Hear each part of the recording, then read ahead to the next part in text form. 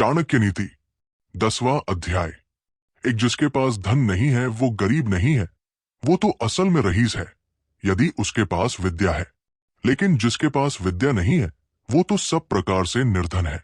दो हम अपना हर कदम फूक फूक कर रखे, हम छाना हुआ जल पिए, हम वही बात बोले जो शास्त्र सम्मत है, हम वही काम करे जिसके बारे हम सावधानी पूर्वक सोच चुके हैं। तीन जिसे अपने इंद्रियों की तुष्टि चाहिए वो विद्या अर्जन करने के सभी विचार भूल जाए, और जिसे ज्ञान चाहिए वो अपने इंद्रियों की तुष्टि भूल जाए। जो इंद्रिय विषयों में लगा है उसे ज्ञान कैसा, और जिसे ज्ञान है वो व्यर्थ की इंद्रिय तुष्टि में लगा रहे, ये संभव नहीं। चार वो क्या है जो कभी कल्पना में नहीं आ सकता। वो कौन सी बात है जिसे करने में औरत सक्षम नहीं है। ऐसी कौन सी बकवास है जो दारू पिया हुआ आदमी नहीं करता। ऐसा क्या है जो कौवा नहीं खाता। पांच नियति एक भिखारी को राजा और राजा को भिखारी बनाती है। वो एक अमीर आदमी को गरीब और गरीब को अमीर। छह भिखारी ये कंजूस आदमी का दुश्मन है। एक अच्छा सलाहकार एक मूर्ख आदमी का शत्रु है। वो पत्नी जो पर पुरुष में रुचि रखती है उसके लिए उसका पति ही उसका शत्रु है। जो चोर रात को काम करने निकलता है चंद्रमा ही उसका शत्रु है।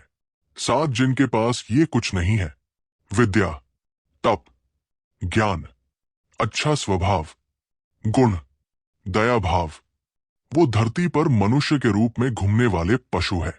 धरती पर उनका भार है। आठ जिनके भेजे खाली है वो कोई उपदेश नहीं समझते। यदि बांस को मलय पर्वत पर उगाया जाए तो भी उसमें चंदन के गुण नहीं आते। नौ जिसे अपनी कोई अकल नहीं, उसकी शास्त्र क्या भलाई करेंगे। एक अंधा आदमी आईने का क्या करेगा। एक बुरा आदमी सुधर नहीं सकता।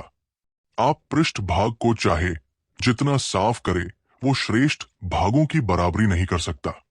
10 अपने निकट संबंधियों का अपमान करने से जान जाती है, दूसरों का अपमान करने से दौलत जाती है, राजा का अपमान करने से सब कुछ जाता है, एक ब्राह्मण का अपमान करने से कुल का नाश हो जाता है।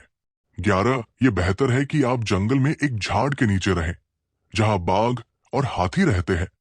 उस जगह रहकर आप फल खाएं और जलपान करें।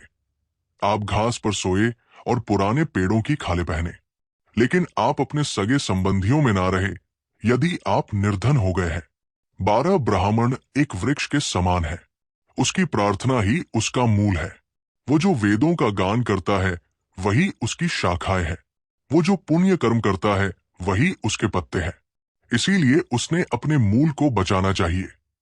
यदि मूल नष्ट हो जाता है तो शाखाएं भी ना रहेगी और पत्ते भी।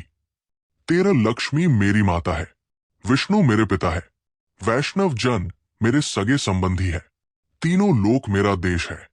14 रात्रि के समय कितने ही प्रकार के पंछी वृक्ष पर विश्राम करते हैं। भोर होते ही सब पंछी 10 दिशाओं में उड़ जाते हैं। हम क्यों भला दुख करें यदि हमारे अपने हमें छोड़कर चले गए। 15 जिसके पास में विद्या है वो शक्तिशाली है। निर्बुद्ध पुरुष के पास क्या शक्ति हो सकती है। एक छोटा खरगोश भी चतुराई से मदमस्त हाथी को तालाब में गिरा देता है। 16 विश्वंभर तो सबका पालन करता है। मैं मेरे गुजारे की क्यों चिंता करूं जब मेरा मन तेरी महिमा गाने में लगा हुआ है। आपके अनुग्रह के बिना एक माता की छाती से दूध नहीं बह सकता और शिशु का पालन नहीं हो सकता। मैं हरदम यही सोचता हुआ, हे यदुवंशियों के प्रभु, हे लक्ष्मीपति, मेरा पूरा समय आपकी ही चरण सेवा में खर्च करता हूं।